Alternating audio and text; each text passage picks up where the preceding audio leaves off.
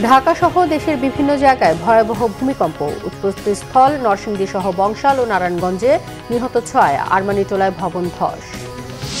গত 5 বছরে এমন ভূকম্পন অনুভব করেননি রিজওয়ানা হাসান, বললেন এটি সবার জন্য সতর্কবার্তা। পুরান ঢাকার বহু ভবনই ঝুঁকিতে, জানিয়েছে ফায়ার সার্ভিস। সশস্ত্র বাহিনী দিবসে শিক্ষা অনির্বাণের রাষ্ট্রপতি ও প্রধান উপদেষ্টা। অভ্যুত্থানের সুযোগ কাজে লাগানোর আহ্বান। বিকেলে সেনাকুঞ্জের অনুষ্ঠানে যাবেন খালেদা জিয়া। দেখছিলেন ক্রাউন সিমেন্ট সংবাদ শিরোনাম, এবারে বিস্তারিত। ভয়াবহ ভূমিকম্পে কাঁপল দেশ। রাজধানী ঢাকা সহ দেশের বিভিন্ন এলাকায় ভূমিকম্পের তীব্র ঝাঁকুনি অনুভূত হয়েছে। রাজধানীর বংশালে 7 তলা ভবনের রেলিং ভেঙে 3 পথচারীর মৃত্যু হয়েছে। শুক্রবার সকাল 10:38 পর রাজধানী সহ সারা দেশে ভয়াবহ ভূমিকম্প অনুভূত হয়। পুরান ঢাকার বংশালের কসাইটুলিতে শুক্রবার ঘড়ির কাঁটায় 10:40-এর দিকে ভূমিকম্পে প্রাণহানির ঘটনা ঘটে। এই 7 তলা ভবনটির রেলিং ধসে আহত হন বেশ কয়েকজন। তারা সবাই পথচারী। আহতদের নেওয়া হাসপাতালে নেওয়া হয়েছে বলে জানিয়েছে পুলিশ। ফায়ার সার্ভিস জানিয়েছেন এরকম ঝুঁকিতে পুরান ঢাকার বহু ভবন। আবহাওয়া অফিসের তথ্য অনুযায়ী ভূমিকম্পের মাত্রা ছিল 5.7। এদিকে রাজধানী জুড়েই ভূমিকম্পের তীব্রতায় আতঙ্কিত নগরবাসী। ভবন ছেড়ে রাস্তায় নেমে আসেন বেশিরভাগ মানুষ।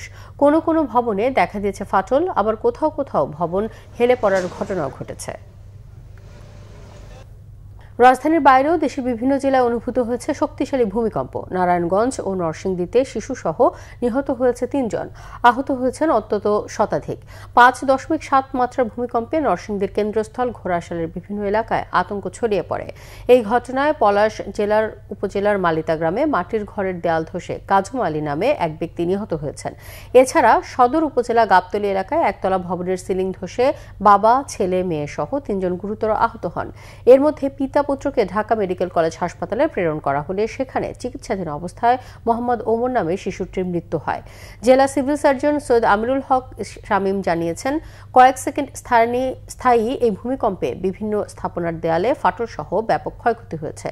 এদিকে গাজীপুরে ভূমিকম্পের সময় একটি কারখানায় শ্রমিকরা হুড়োহুড়ি করে নামতে গিয়ে অন্তত 30 জন আহত হয়েছেন। পরিস্থিতি নিয়ন্ত্রণে কারখানায় ছুটি ঘোষণা করেছে কর্তৃপক্ষ। ভূমিকম্পের মুহূর্তে উঁচু ভবন দুলতে শুরু করলে ঘরবাড়ি, অফিস, শিল্প কারখানা, দোকানপাট থেকে মানুষ দ্রুত খোলা জায়গায় ছুটে আসে। এই অবস্থায় বন্ধ রাখা হয়েছে বিদ্যুৎ সরবরাহ। অন্যদিকে চট্টগ্রামে তীব্র ঝাঁকুনিতে মানুষের মাঝে আতঙ্ক ছড়িয়ে পড়ে। ভূমিকম্পটি কয়েক সেকেন্ডের হলেও মানুষের মধ্যে দীর্ঘ সময় ধরে আতঙ্ক কাজ করছিল। দর্শক, ভূমিকম্পের ক্ষয়ক্ষতির খবর সংগ্রহে এই মুহূর্তে রাজধানী মিটফোর্ড হাসপাতালে রয়েছেন আমাদের সহকর্মী হাসনাত জোবায়ের। সরাসরি যুক্ত হচ্ছে তার সাথে। জোবায়ের, ভূমিকম্পে হতাহতের সবশেষ কি তথ্য আছে আপনার কাছে?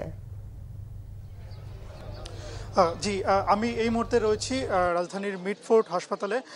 আমি যেই জায়গাটিতে দাঁড়িয়ে রয়েছি তার পেছনেই হচ্ছে এখানকার যে মর্গটি, সেখানে রয়েছে। এবং আজকে ভূমিকম্পের আঘাতে যেই ঘটনাটি ঘটেছে, বংশালের কসাইটুলি এলাকায় যেই 3 জন ব্যক্তি নিহত হয়েছেন তাদের মরদেহ রাখা রয়েছে এই মিটফোর্ড হাসপাতালের মর্গে। এবং তাদের আত্মীয় স্বজনরা এখানে এসেছেন, সেই লাশগুলো নেওয়ার জন্য এসেছেন। এবং যেই পরিচয়গুলো আমরা এখন পর্যন্ত জানতে পেরেছি যে একই পরিবারের 2 জন মারা গেছেন, বাবা, ছেলে।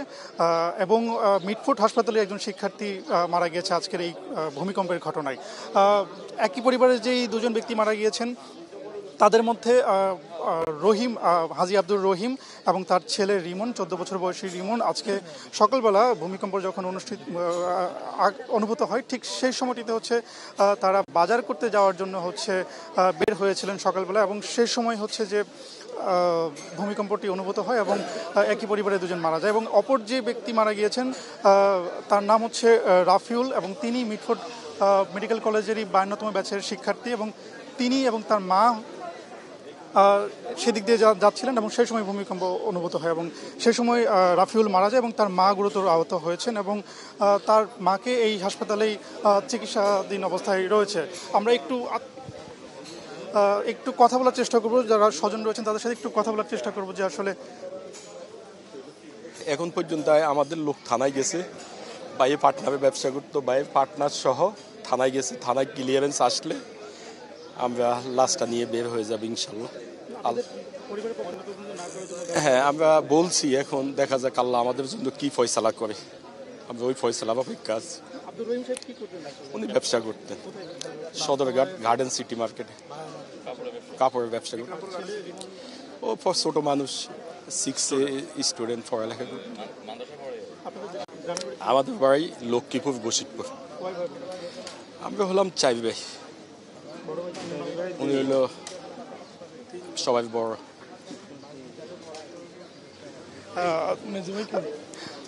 দর্শক, আমরা জানার চেষ্টা করছিলাম যে আসলে পরিবারের পক্ষ থেকে দাবি করা হচ্ছিল যে ময়নাতদন্ত যেন না করা হয় এবং ময়নাতদন্ত না করে যেন পরিবারের কাছে তাদের মরদেহগুলো হস্তান্তর করা হয়।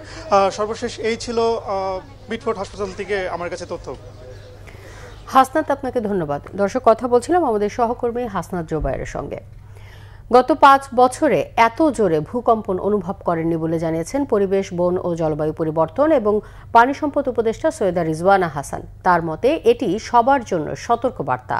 আগুন ও ভূমিকম্প ঝুঁকি মোকাবেলায় সরকারকে 3 বছরের পরিকল্পনা নিয়ে আগানো উচিত বলে মনে করেন তিনি। সকালে রাজধানীর মিরপুরে এক অনুষ্ঠানে এসব কথা বলেন রিজওয়ানা হাসান। দেশের একটা গোষ্ঠী কখনো আইন মানতে চায় না মন্তব্য করে বলেন, পাহাড় কেটে ইটভাটা করা হচ্ছে, ঝুঁকি কমাতে পরিবেশ বাঁচানোর আহ্বান তার। জানান, পাহাড়ে ইটভাটা বন্ধে সরকার কাজ শুরু করেছে, নতুন করে কোনো জলাশয় এবং পাহাড়ে হাত না দিতে সতর্ক করেন রিজওয়ানা হাসান।